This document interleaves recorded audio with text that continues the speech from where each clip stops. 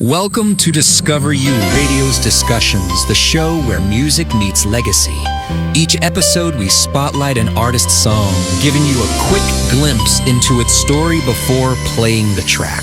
Afterward, join our host Robert Simmons and Rita Fox for an in-depth exploration of the song's meaning, artistry, and impact.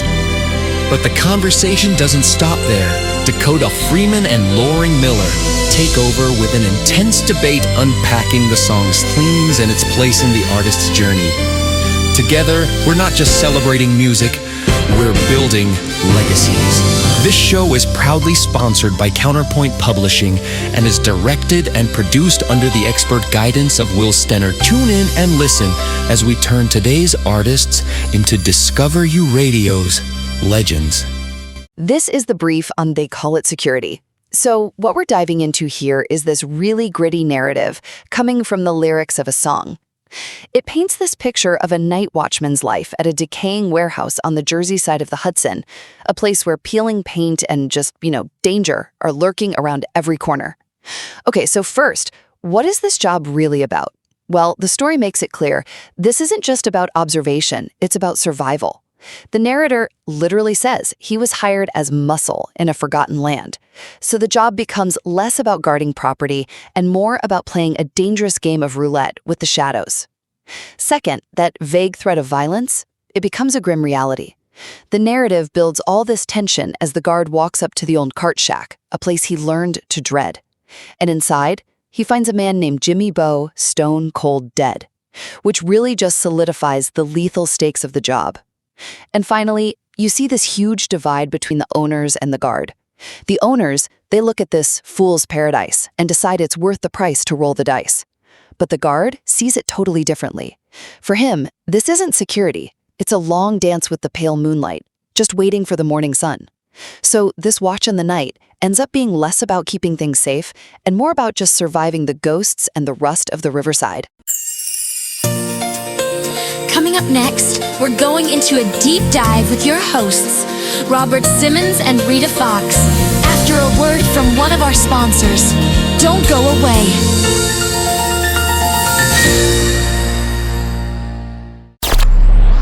It's not every day that a nearly forgotten song makes a triumphant return to the realm of modern music. But Frankie M's single, She's a Cat, achieves the impossible. Originally created many years ago with the backing vocals of Frankie's fellow Harborside members, the song is an enthralling ode to an unabashed major crush. The track showcases Frankie M's impressive vocal range, rich with emotion and sincerity, making She's a Cat an anthem to all those who've experienced the thrilling highs and lows of being smitten.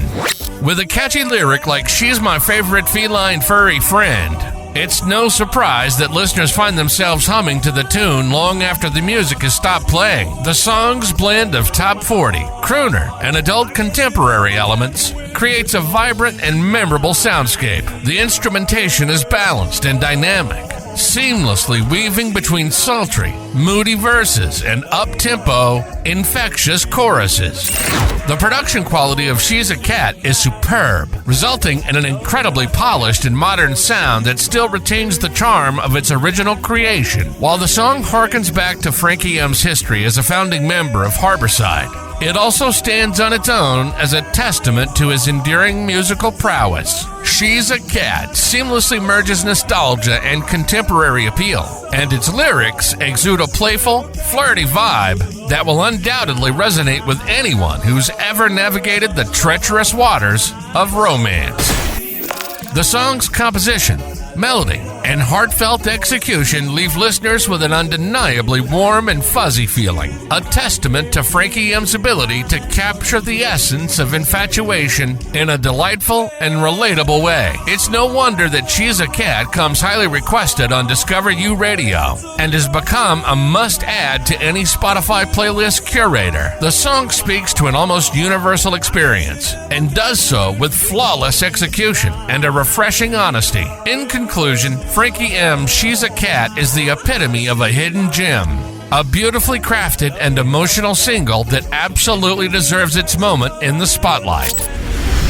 Its engaging melody, top-notch production, and heartfelt lyrics make it a must-listen for anyone seeking an anthem to their own romantic adventures. Frankie M has created something truly special with She's a Cat, and it comes with Discover You Radio's highest recommendation.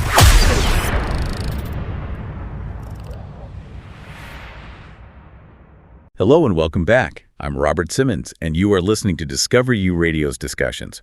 Joining me to unravel today's topic is the brilliant Rita Fox. It is so good to be here. I am really ready to get into this one. You know, usually when we sit down for these deep dives, we're looking at historical data, maybe a complex scientific paper.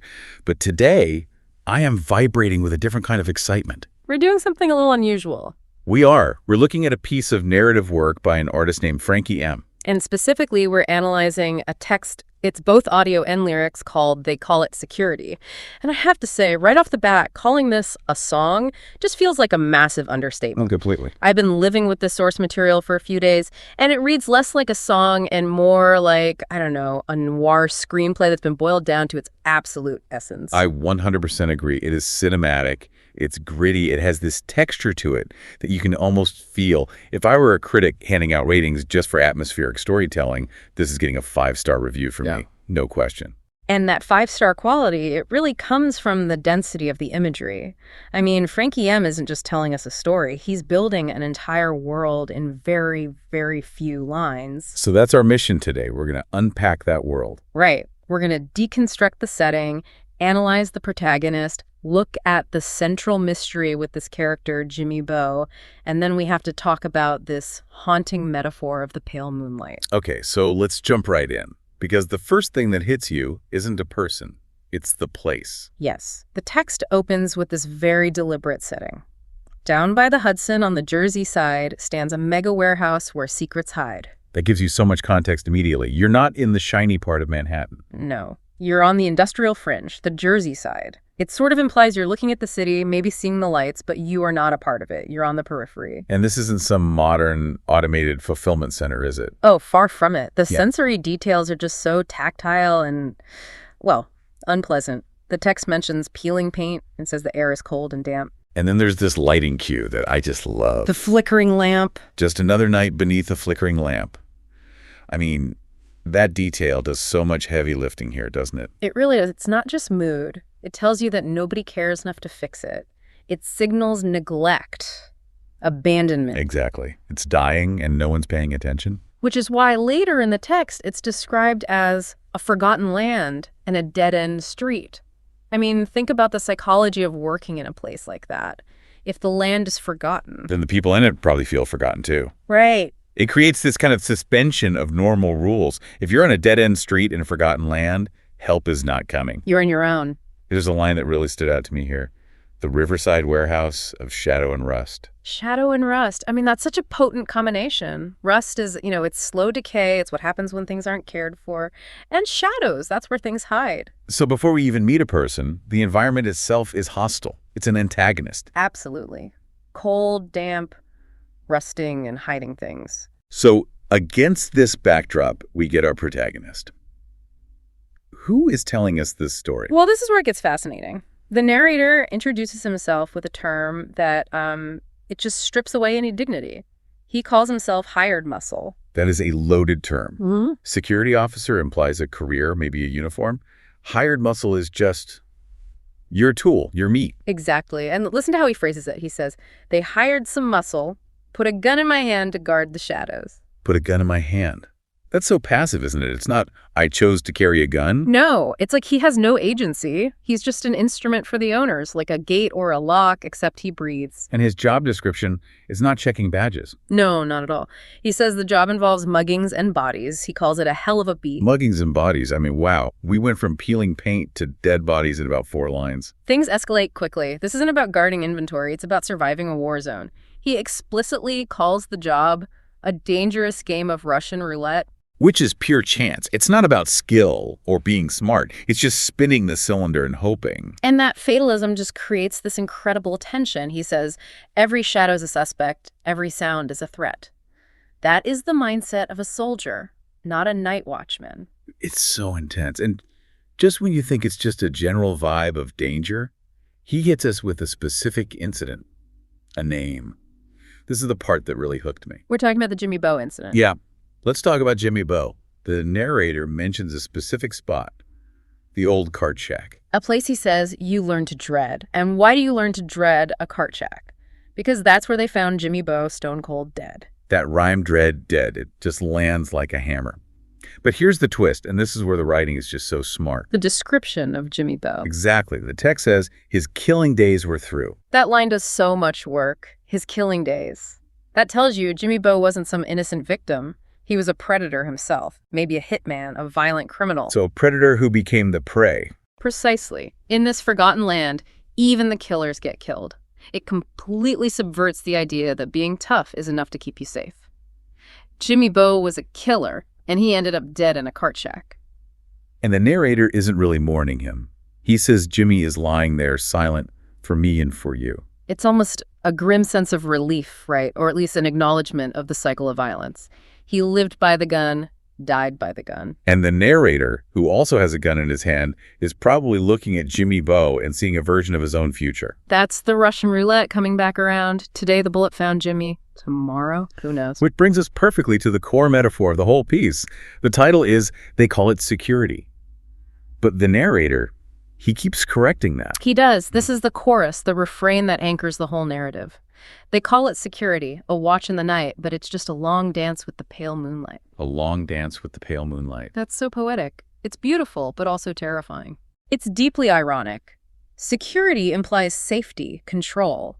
But a dance with the pale moonlight sounds like madness. It implies wandering aimlessly in the dark. It's not a dance you're leading. No, you're reacting. You move. The shadows move.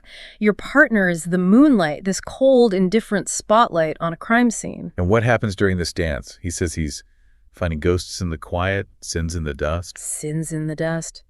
That ties right back to the rust and the decay. The physical dirt is mixed with the moral dirt of the place. The security isn't security at all. It's an illusion. So the title, they call it security, is basically sarcasm. It is. They call it that. The people in charge. But he knows the truth. He's not securing anything. He's just witnessing the aftermath. And speaking of they, near the end, we get a little glimpse of who's running this show. Yes, the owners. The people signing the checks. And the text says, the owners decided it was worth the price to roll the dice in this fool's paradise. Fool's paradise. What a brutal line. It is, because the narrator is playing Russian roulette with his life. The owners are rolling the dice with money. They've decided the risk is worth the price. But it's not their price to pay, is it? They aren't the ones finding Jimmy Bo. Not at all. There's this massive disconnect. To the owners, the warehouse is an asset on a spreadsheet. To the narrator, it's a fool's paradise of rust and death. Which really underlines that hired muscle idea. He's just a pawn in their game of dice. He's expendable. And yet, despite knowing all of this, yeah, what does he do at the end of the day? Or the end of the night? So I checked my weapon, and I walked the line, waiting for the morning sun to finally shine. He continues. The persistence of the weary. He knows it's all a game, but he checks his weapon and he walks the line. It's a cycle. The moon, the sun, the moon, again. The dance never really ends. He's just waiting for the music to stop, but it never does. So when we step back from this, what we're really looking at is a story about the complete illusion of safety. Absolutely. It deconstructs the word security. We think of security as systems of protection, but here, the guard is just a man with a gun waiting to see if he survives the night. There's no corporate gloss on it. It's just raw. It is. And it reminds you that places hold memories. That warehouse isn't just a building, it's a container for sins and secrets. And the narrator is the one who has to live with them. He's tough enough to hold the gun, but he's also sensitive enough to see the ghosts.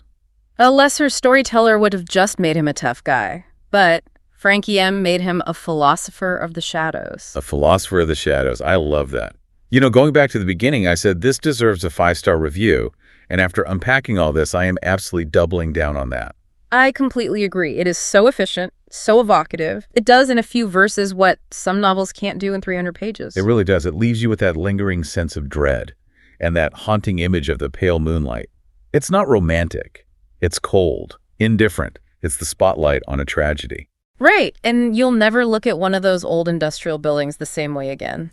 Exactly. And that is the power of great storytelling. It changes how you see the world. We drive past these forgotten lands, but people like the narrator, actually live in them. And I think that's why it sticks with you. It's not just a spooky story. It's social commentary on the cost of that fool's paradise. The cost paid by the people walking the line. Well, this has been an absolute pleasure. It's really nice to just sit with a powerful narrative sometime. For me as well, a rare treat. So before we go, I want to leave you with a thought. The narrator is waiting for the morning sun to finally shine. It's a symbol of hope, of survival. But in a place defined by shadow and rust, in a place where the very dust holds sins, I have to ask, does the sun ever truly wash away the ghosts? Or do they just wait in the corners for the moonlight to return? That is the question. Thank you for listening to Discover You Radio's Discussions. I'm Robert Simmons. And I'm Rita Fox. Keep listening to the whispers. We'll see you in the next deep dive. Stay tuned as Dakota Freeman and Lauren Miller get into an in-depth, intense debate as they voice their expert opinion on this up-and-coming legendary artist's song that will eventually turn into a legacy. And now a word from our sponsor. Don't go away!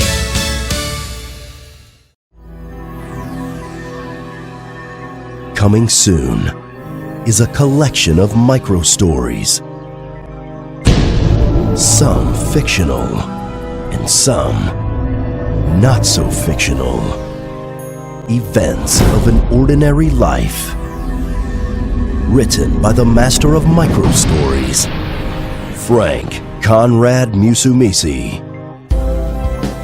Each story will leave you in suspense and wondering, did this really happen? Or is this made up? Leaving you at the edge of your seat will be an understatement. Because once you start reading events of an ordinary life, you will be floored. Welcome to The Debate. Today we are stripping away the veneer of a profession often taken for granted to examine a really visceral first-person account of the night shift. We're looking at a text that places us squarely on the Jersey side of the Hudson River, patrolling the perimeter of a so-called mega warehouse. It's a narrative made up of, well, shadow and rust, peeling paint, and just this pervasive, creeping sense of dread. But we aren't here just to discuss the writing, the atmosphere. We are here to answer a really fundamental question about the nature of order itself.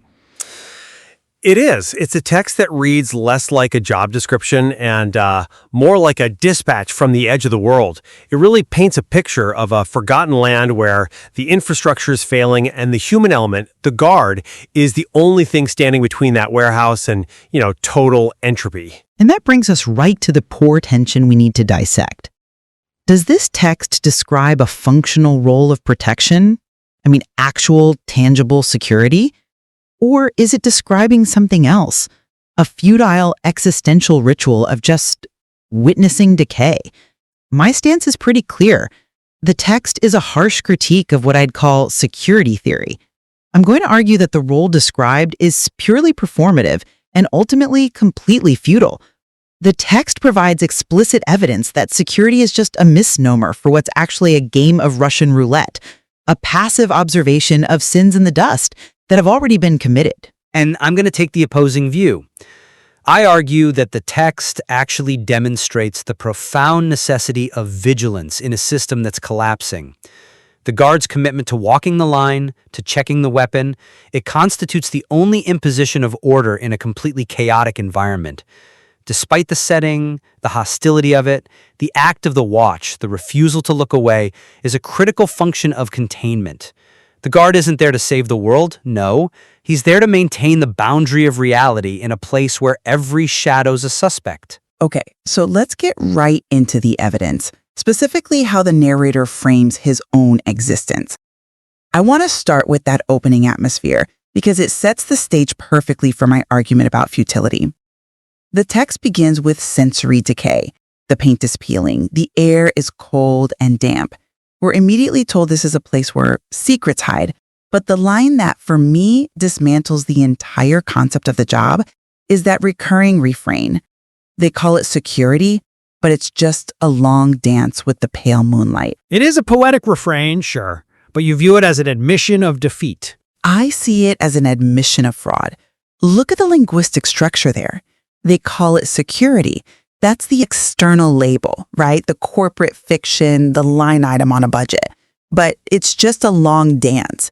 That's the internal reality. And the word just is so incredibly reductive, it completely strips the role of its authority.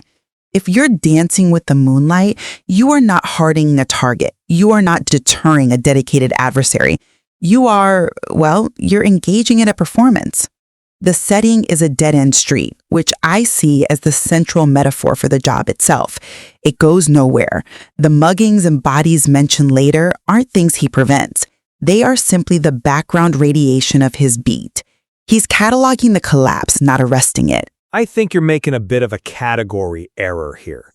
You seem to be judging this role by the metrics of a pristine, controlled environment, like a bank vault or some government facility. This is the Jersey side by the river. It's a liminal space. I focus on the active verbs the narrator uses to assert his own agency. Put a gun in my hand. I checked my weapon, walked a line, hired some muscle. These are not the musings of a passive victim. But are they effective? Or are they just props in the dance? The effectiveness is found in the discipline itself. You see the dance as a lack of purpose. I see it as a disciplined routine that's required to navigate a hazardous environment. In a forgotten land where the only light is a flickering lamp, the mere presence of a guard waiting for the morning sun to finally shine is a massive assertion of will. He isn't just standing there, he's guarding the shadows. That phrasing is crucial. He is imposing a human presence on the void. When he takes step by lonely step, he's mapping the chaos. He's asserting that this specific perimeter belongs to order, not to the river or the night. My thesis is that if he stops that dance, the shadows win completely. That's a very romantic way to describe a man walking in circles in the cold. I want to test your theory of imposing order against the actual incidents described in the text. I mean, we have to talk about Jimmy Bo. The body. The body found in the old cart shack. Precisely. The old cart shack, a place you learn to dread, is where we found Jimmy Bo, stone cold dead. Now, let's just look at this clinically. If the mandate of security is the preservation of life and property, then the presence of a corpse on the premises is the ultimate, undeniable metric of failure. The guard didn't stop the death. The text says, oh man, his killing days were through, which implies Jimmy Bo was maybe a threat, maybe a criminal element, but the violence happened irrespective of the guard. The guard arrived after the fact. He didn't intervene, he discovered. I completely disagree with your assessment of failure. You're assuming security in this context implies omnipotence or, pre-crime prevention. That is impossible in a forgotten land. Here, security means discovery. It means acknowledgement. Acknowledgement is the function of a coroner, not a security guard. It is the function of a witness. Look at the text, lying there silent for me and for you. If the guard doesn't walk that line, if he yields to the fear and avoids the old cart shack because he learns to dread it, then Jimmy Bo just remains a rotting secret. He becomes part of the entropy. By finding him, the guard converts the unknown into the known. He transforms a ghost into a reportable event. The text mentions finding sins in the dust. The role of the guard is to unearth those sins so they don't just fester in the dark. That is a vital form of containment, identifying the breach, seeing the reality of the site, even if it's ugly. But you're essentially admitting that his role is reactive. He finds sins in the dust has settled, the sin is committed. He's a historian of bad events. You call it containment, I call it a cleanup crew. He says he's listening to the whispers that the river has kept. That doesn't sound like a man dominating his environment. It sounds like a man being haunted by it. He is besieged, which leads me to the second major point of contention, the nature of the threat. He calls it a dangerous game. He calls it a dangerous game of Russian roulette. We have to stop and unpack that metaphor, because it completely undermines the idea of tactical security. Russian roulette is the definition of stochastic risk. It is pure chance. It is luck. Every shadow's a suspect. Every sound is a threat. It is a high-stress environment. Yes. It's more than stress. It is a loss of control. If you're playing Russian roulette, you have surrendered strategy. You are just hoping the chamber is empty. The guard isn't a protector. He's a gambler who doesn't even own the chips. The text explicitly links this lack of control to the environment, the dead-end street, the riverside warehouse. He is trapped in a geography of chance. I see why you think that, but I interpret that Russian roulette line very differently. I don't think it implies he's helpless. I think it implies he's a realist. He acknowledges the asymmetry of the threat. He knows that in a forgotten land, the odds are not in his favor. And yet, what's his response? To walk into the trap? To prepare. So I checked my weapon and I walked the line. That causal link is everything. Because it's Russian roulette, because the danger is lethal and random, he relies on his equipment and his protocol. You view every shadow as a suspect, as paranoia. I view it as professional hypervigilance.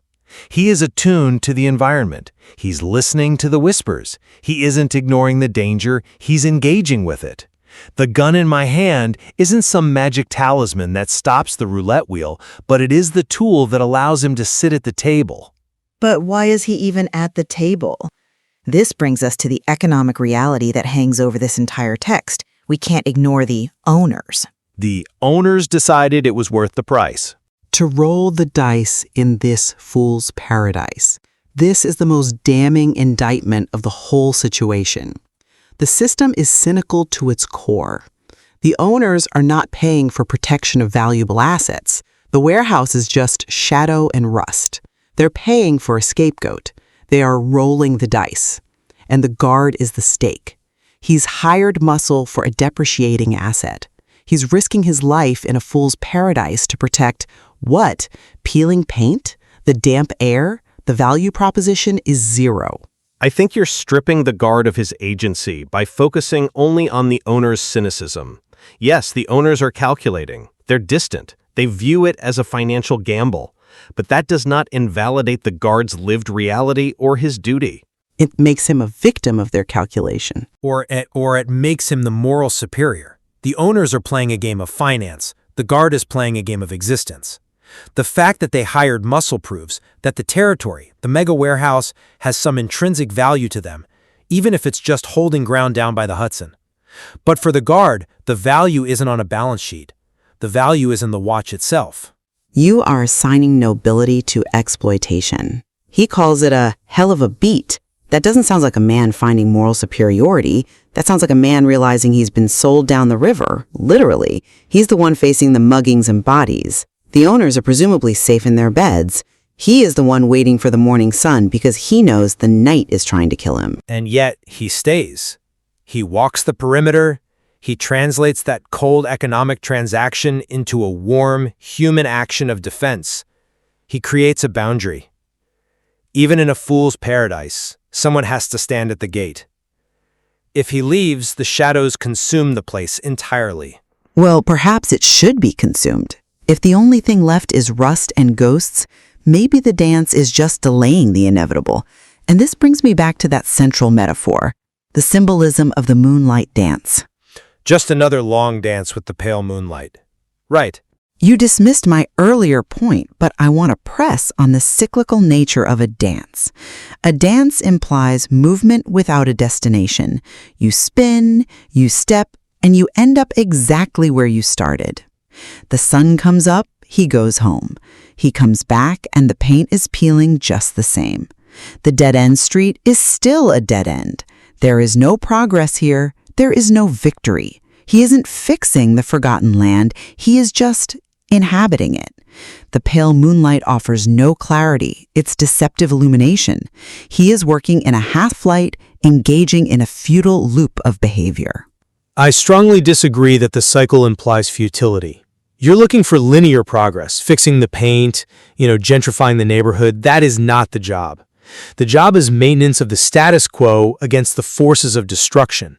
That is a very low bar for success. It is the only bar that matters in a survival situation. The dance represents the dynamic relationship between the guard and the hostile environment. You can't conquer the night. You can only move with it. It's a long dance because it requires endurance. It's physical. It requires responding to the partner. And in this case, the partner is the shadows, the rust, the river. If he stops dancing, if he becomes static, he becomes Jimmy Bore.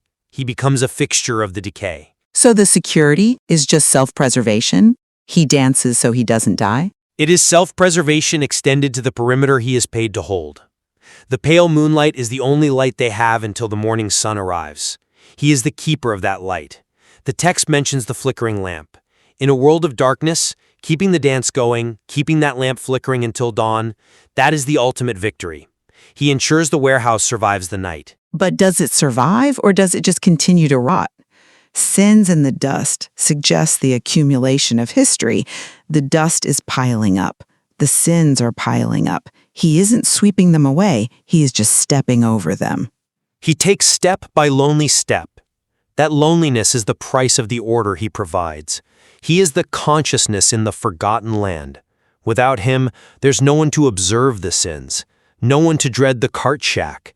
There is just void. It sounds to me like the loneliness of the last man on earth guarding a tomb that everyone else has abandoned. Or the first line of defense in a world that has stopped caring. We're reaching the end of our time, and the divide between our interpretations, it remains stark. As I look at this text, I see a grim, unvarnished reality, where security is just a euphemism for endurance. The guard is enduring a hell of a beat. He is less a protector of property and more victim of the owners who are willing to gamble with his life in a game of Russian roulette. The gun in my hand offers no real power against the whispers the river has kept. It is a portrait of a man trapping himself in a dangerous, rusty loop, performing a dance that changes absolutely nothing. And while I acknowledge the bleakness, it is undeniably a dangerous game, I conclude that the dignity of the role comes from the act of the watch in the night itself. The guard's willingness to walk the line despite the ghosts, despite the shadow and rust. It creates a form of security, however fragile it may be. He refuses to yield the perimeter to the void. He ensures that when the morning sun finally shines, there is still a human consciousness there to witness it. It's a text that certainly forces us to question what we are really seeing when we look into the shadows of the Jersey side. And to ask whether that dance is the only thing keeping the chaos at bay. That is all the time we have for today. We invite you, the listener, to decide, is the guard a projector or a prisoner of the warehouse? Until next time. Thank you for joining the debate. Thank you for listening to Discover You Radio's discussions. We would like to invite you to research the artist who was spotlighted on this episode and add them to your playlist. If they have a website, join their mailing list. You never know, they just may become the next legendary legacy through Discover You Radio, because listeners like you made it possible. Thank you for your support.